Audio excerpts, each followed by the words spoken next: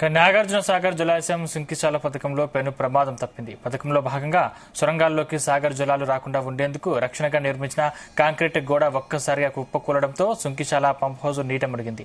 నిత్యం వందల పైగా కూలీలు పనిచేసే ఆ ప్రదేశం కండ్ల ముందే క్షణాల్లో జలదిగ్బంధమైంది. ఇక్కడ 3 షిఫ్టుల్లో వందల మంది కూలీలు పనిచేస్తుంటారు. డెడ్ స్టోరేజీ ఆధారంగా హైదరాబాద్ కు కృష్ణా జలాల తరలింపు కోసం సుంకిశాల పథకం చేపట్టారు.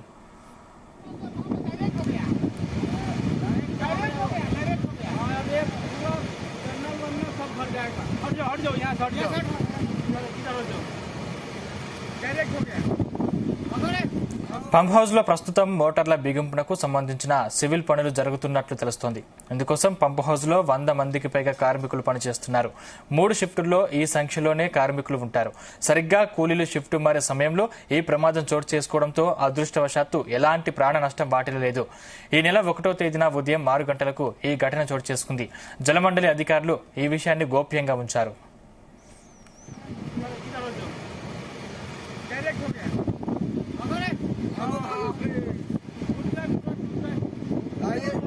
ये लोग कैंपर से गया है नीचे।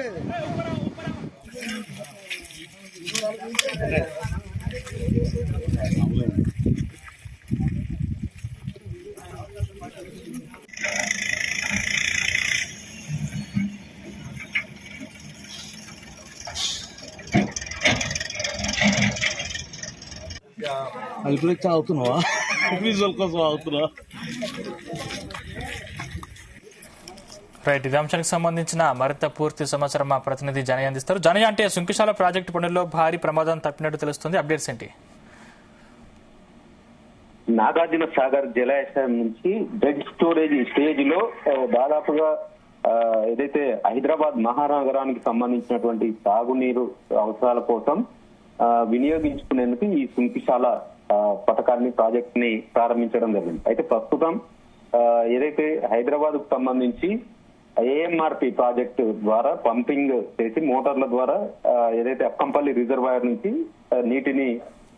నీటి శుద్ధి కేంద్రానికి కోదండాపురం అనే విలేజ్ దగ్గర నీటి శుద్ధి కేంద్రానికి తరలించడం జరుగుతుంది. అక్కడ నీటి శుద్ధి చేసిన తర్వాత పైప్ లైన్ల ద్వారా హైదరాబాద్ కు నీటి సరఫరా కొనసాగుతుంది. అయితే నాగార్జున సాగర్ ప్రాజెక్టు 510 అడుగుల నీటి మట్టానికి పడిపోయినప్పుడు ఈ ఏఎంఆర్పికి సంబంధించినటువంటి ప్రాజెక్టు ద్వారా నీటిని తీసుకోవడానికి అక్కడ అవకాశం లేకుండా ఉంటున్న నేపథ్యంలోనే ఈ సుంకిశాల పథకాన్ని ప్రాజెక్ట్ ని ప్రారంభించడం జరిగింది. దీనికి సంబంధించి 3 సొరంగ మార్గాలు అయితే 3 సొరంగ మార్గాలకు సంబంధించి ఈ సుంకిశాల ప్రాజెక్ట్ ని ప్రణాళికలు రూపొందించడం జరిగింది. మొత్తం 3 సొరంగ మార్గాల ద్వారా సుంకిశాల వద్ద పెద్ద పంప్ హౌస్ ను నిర్మించడం జరిగింది. ఆ పంప్ హౌస్ నిర్మాణ పనులే ప్రస్తుతం కొనసాగుతున్నాయి. ఈ 3 సొరంగ మార్గాలకు సంబంధించి ఒకటి 462 నీటి ఏదైతే సాగర్ నీటి మట్టం ఉన్నప్పుడు ఒకటి 470 మరొకటి 480. ఈ 3 డెడ్ స్టోరేజ్ స్థాయిలో ఉన్నా కూడా హైదరాబాద్ తాగునీటి అవసరాల కోసం అనే దాని మీద ఇది ప్రాజెక్టు రూపకల్పన చేసుకోవడం.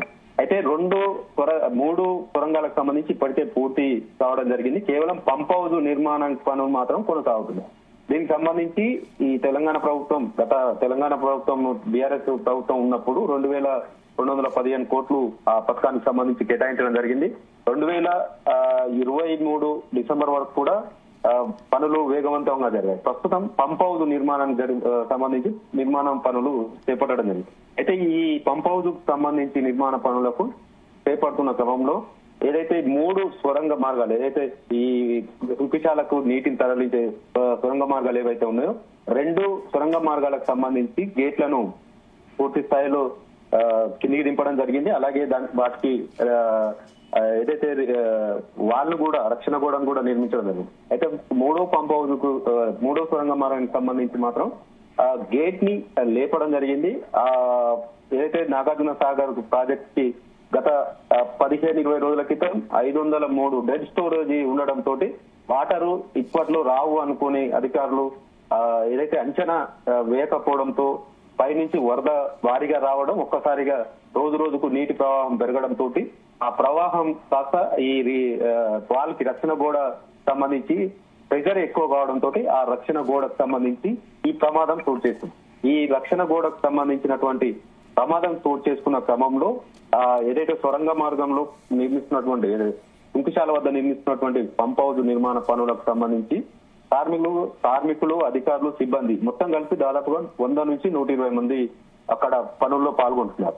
అయితే వాళ్ళు ఏదైతే కూలే సమయంలో అప్పుడే షిఫ్ట్ల వారీగా ఈ పనులు చేపడుతుండటంతో షిఫ్ట్ మారేందుకు లోపల ఉన్నటువంటి కార్మికులు కావచ్చు, కూలీలు కావచ్చు, ఇతర అధికారులు కావచ్చు, వాళ్ళు బయటికి వస్తున్న క్రమం లాస్ట్ చివరి వరకు వచ్చే క్రమంలోనే ఈ వాళ్ళు కూలిపోవడం జరిగింది. దీంతో ఇటు లోపల ఉన్న కార్మికులంతా కూడా సిబ్బంది అంతా కూడా బయటికి రావడం, ఆ షిఫ్ట్ అంటే అంత పెద్ద ప్రమాదం జరిగితే అసలు అధికారులు ఎందుకు మౌనం వహించారు, ఎందుకు దయాల్సి వచ్చింది? ఈ ప్రమాదానికి సంబంధించి ఈ నెల 1వ తారీఖున ఈ ప్రమాదం చోటు చేస్తుంది అనేది తెలుస్తుంది. దీనికి సంబంధించి ఇదంతా కూడా ఏదైతే ఈ ప్రాజెక్టు పనులు జరిగేదంతా కూడా అటవీ ప్రాంతం. దీంతో ఇదంతా బయటికి తెలియకుండా ఉండడం, అధికారులు కూడా ఏదైతే హైదరాబాద్ తాగునీటికి సంబంధించినటువంటి సరఫరాకు సంబంధించినటువంటి జనరల్ అధికారులు, ఇటు ఆ ప్రాజెక్ట్ నిర్మాణం చేపట్టినటువంటి కాంట్రాక్టర్, వీళ్ళంతా కూడా ఎందుకు ఈ విషయాన్ని బయటికి చెప్పకుండా కూడా వదిలేశారు అనే దాని మీద అనుమానాలు వ్యక్తమవుతున్నాయి. ఎందుకంటే వారి అవగాహన లోపం, కాంట్రాక్టర్ అలాగే ఇంజనీర్లు అధికారులకు సంబంధించి అవగాహన లోపంతో ఈ ప్రమాదం చోటు చేసుకుంది. ఎందుకంటే శ్రీశైలం ప్రాజెక్టుకు వస్తున్నటువంటి వరద త్వరలోనే నాగార్జున సాగర్ ప్రాజెక్టు కూడా వచ్చే అవకాశం ఉన్న నేపథ్యంలో ముందస్తు జాగ్రత్త చర్యలు తీసుకోకుండా గేట్ ని లేపడం, వచ్చినటువంటి వాటర్ ప్రెజర్ తోటి వాళ్ళు కూలడం, ఇది అధికారుల తప్పిదం తప్ప ఇది జరిగే ప్రమాదం కాదనేది కొంతమంది చెప్తున్న పరిస్థితి. దీనికి సంబంధించి జలమండలి అధికారులు గానీ, ఇటు కాంట్రాక్టర్ గానీ బయటికి పొక్కకుండా ఉండడం తోటి దీన్ని పలు అనుమానాలు వ్యక్తమవుతున్నాయి. దీనికి తోడు ఇది జరిగి కూడా వారం రోజులు అవుతున్నా కూడా దీనిపైన ప్రభుత్వానికి కూడా దీని నివేదికను ఇచ్చారా లేదా అనేది కూడా కొంత అనుమానం కలుగుతుంది. కాంట్రాక్టర్ నిర్లక్ష్యము లేదంటే అధికారుల నిర్లక్ష్యము, అక్కడ జరిగేటువంటి వస్తున్నటువంటి వరదను అంచనా వేసుకోకపోవడం పట్ల కూడా ఇది అవగాహన లోపంతో ఈ ప్రమాదం జరిగిందని చెప్పవచ్చు. మొత్తానికి ఈ ప్రమాదం జరగడం వల్ల దాదాపుగా అందులో మిషనరీ కావచ్చు, ఇతర సామాగ్రి, పనులు చేపట్టినటువంటి సామాగ్రి అంతా కూడా అందులోనే మునిగిపోవడం, దీంట్లో ఈ ప్రమాదానికి సంబంధించి ప్రాణ నష్టం జరగకపోవడం తప్ప మిగిలిన నష్టం జరిగిందని చెప్పవచ్చు. ఈ ప్రమాదానికి సంబంధించి పనులు చేపట్టాలంటే దాదాపుగా 8 నెలల సమయం, మళ్ళీ డెడ్ స్టోరేజ్ అంటే 520 అడుగులు 10 అడుగుల స్థాయికి నీటి మట్టం పడిపోతే తప్ప ఈ పనులు చేపట్టే అవకాశం అయితే లేదనేది అధికారులు మాత్రం చెప్తున్న పరిస్థితి అయితే కనపడుతుంది. Sandeep, right, thank you Janaiah.